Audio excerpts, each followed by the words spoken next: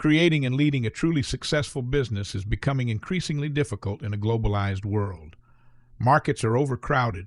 Customers always have a cheaper option available, and they will usually buy it. So how can you compete in today's global market economy? Simple, by not competing at all. Instead, create a new market and eliminate the competition. Create your own blue ocean. How? Get ready to learn how to create and implement the blue ocean strategy. What is the blue ocean strategy?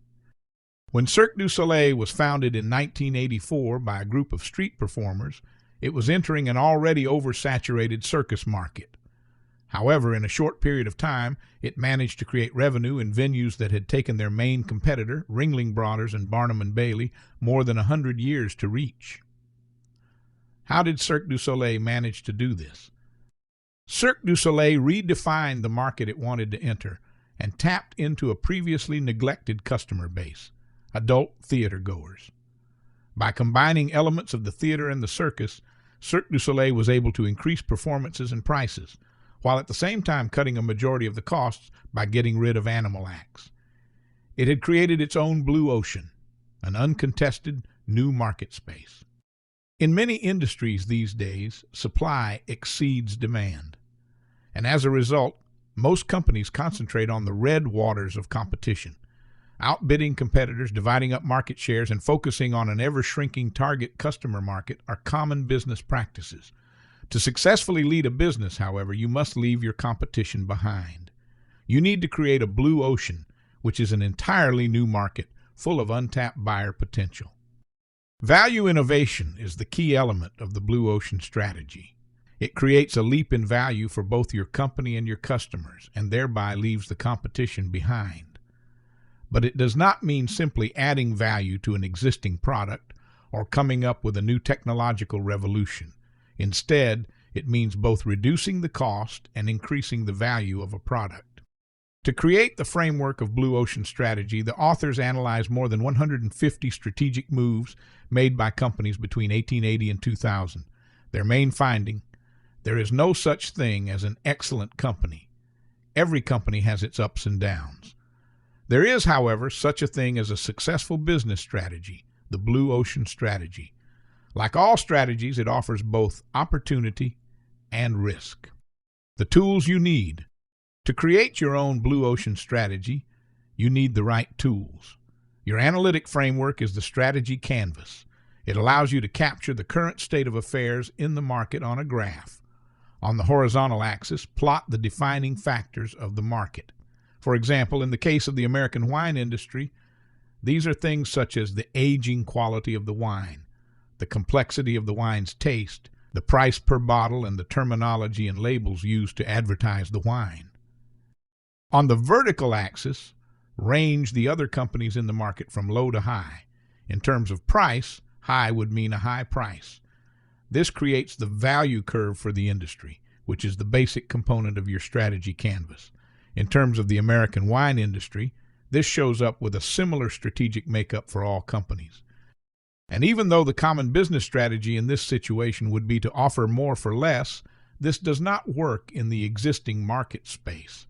Instead, you need to change the way you think, from competitors to alternatives, and from customers to non-customers of the industry.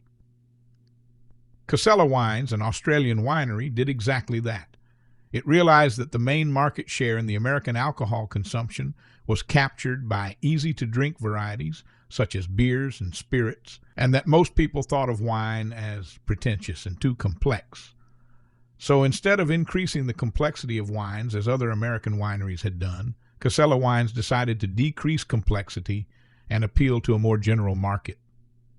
Now that you know what the market looks like, you need the 4 actions framework to create your blue ocean: eliminate, reduce, raise, and create. First, look at ways in which you can reduce costs by asking the following 2 questions. Which of the factors that the industry takes for granted should be eliminated? Which factors should be reduced well below the industry standard? Then you look at 2 questions to increase buyer value and to create demand. Which factors should be raised well above the industry standard? Which factors should be created that the industry has never offered? Using the 4 actions framework allows you to get rid of conventional industry wisdom and to create your own blue ocean. You know you found a good strategy when it fulfills these 3 characteristics: focus, divergence, and a compelling tagline. Your strategic profile or value curve should show a clear focus. It also should stand apart from previous competitors in the field, and it should be possible to summarize your business mission in a clear tagline. Discovering blue oceans. Finding the blue ocean can be difficult. How, in face of the endless possibilities, can you define the one business model to reconstruct the market boundaries? Luckily, there are a few basic approaches that you can follow, and these are applicable across all industries. First, try looking across alternative industries. When customers decide what to buy, they usually weigh their alternatives. And that doesn't necessarily mean comparing the same product within the same industry. For example, if someone wants 2 hours of self-indulgence, they could either go to the movies, go to a cafe with a book, or treat themselves to a massage. Most companies overlook this fact, but often the intersection between various industries can be a great place to create a blue ocean. Just remember Cirque du Soleil, who created something new at the intersections of theater and circus. The chain of buyers also offers options for the creation of blue oceans. There are purchasers, users, and influencers. A specific industry usually converges around one of these buyer groups. Pharmaceuticals are targeted at influencers, the doctors, while the clothing industry focuses on the user. Another way of creating a blue ocean is by looking across complementary product and service offerings. Seldomly, a product or service exists in isolation. Very often, they are used in addition to other products or services, but this is something overlooked by most companies. Consider going to the movies. The overall experience is defined by how easily people can get a babysitter or find a parking space. So, you could create a movie theater that also offers babysitting services and valet. Lastly, consider the way a product is marketed. Whether marketing is based on a functional or an emotional appeal to customers largely depends on how companies have been competing in the past. Often, you can create new values by instilling emotion or functionality in these products. Just consider Swatch, who made the change from offering a function-based watch to offering an emotionally infused fashion statement. Formulating your strategy. The blue ocean strategy requires a deviation from traditional strategic plans, as these are focused on the competition in the field. Instead of focusing on numbers, try and see the big picture when formulating your plan. Your strategy canvas allows you to do just that. And by following the current trends, you can chart your own future blue ocean strategy. To maximize the size of your blue ocean, meaning your future customer base, you must stop looking at existing customers and focusing on their differences. Instead, look at the people who are not your customers yet, and focus on what most buyers value about your product or service. There are 3 tiers of non-customers. The first tier is closest to your market, or people on the edge of the industry who only purchase goods out of necessity. The second tier are those who know about your product but refuse to use it.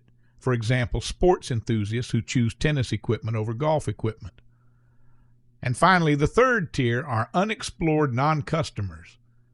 These are customers who have never even thought about using your products.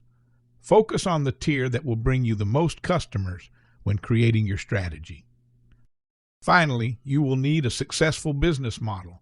The authors suggest the right strategic approach is to focus on the sequence of buyer utility, price, cost, and adoption. Only when you have found a product that shows exceptional utility should you move on to pricing. Set a price that will attract your target buyers, and only once you have done that, move on to cost. Ask yourself if you can produce your offering at the target cost and still earn a healthy profit margin. You should never drive the price to achieve lower cost, and nor should you forego utility. If you cannot make a profit at the price you have set, you need to rethink your model. Lastly, you should focus on adoption hurdles and address these up front before launching your blue ocean strategy. Overcoming hurdles. There are 4 main hurdles when it comes to executing your new strategy. convincing employees of the need for a strategic shift, limited resources, motivation, and politics. To execute the Blue Ocean strategy, you need to reach the organization's tipping point. This means concentrating your influence on a small group of people to gain momentum and an epidemic movement toward an idea. To overcome the cognitive hurdle of opposition within your company, avoid trying to convince people with numbers. Instead, show them the harsh reality firsthand. This will result in change being driven from within the company. To quickly motivate a great number of employees at a low cost, focus your efforts on kingpins. These are the key influencers at every level of your organization. This will create a mass positive movement. Another hurdle most businesses face when wanting to implement a new strategy is limited resources. However, the way the Blue Ocean strategy works means that fewer resources are usually needed than were previously necessary. Finally, politics can stand in the way of implementing your new strategy. You will probably get vocal protest both from within and outside your company. To deal with the dissenters, you should always appoint a consigliere in your management team. In addition, give the angels in your company more voice than the devils. Let's say you have succeeded in implementing your Blue Ocean strategy. You have created an entire new market, and it's all yours. Sooner or later, people will try to copy your success. Although the inherent characteristics of the Blue Ocean strategy make it very difficult to be copied, eventually you will have competitors who will turn your ocean red. When is it appropriate to stay in the market, and when should you reframe a new blue ocean? Monitor your value curve. As long as it doesn't converge with that of your competitors, you can still scale up your market coverage. But as soon as convergence starts happening, you should start creating another value innovation. Final note. To create your blue ocean, you first need to know the industry in which you are operating. Who are your competitors? Who are your customers? Once you have drawn up a strategy canvas, you can look at paths to redefine the industry by looking at alternative industries, external trends, or complementary products. Blue Ocean strategy is an eye-opening analysis of a successful business strategy. The Economist has judged it the most successful book on business master planning.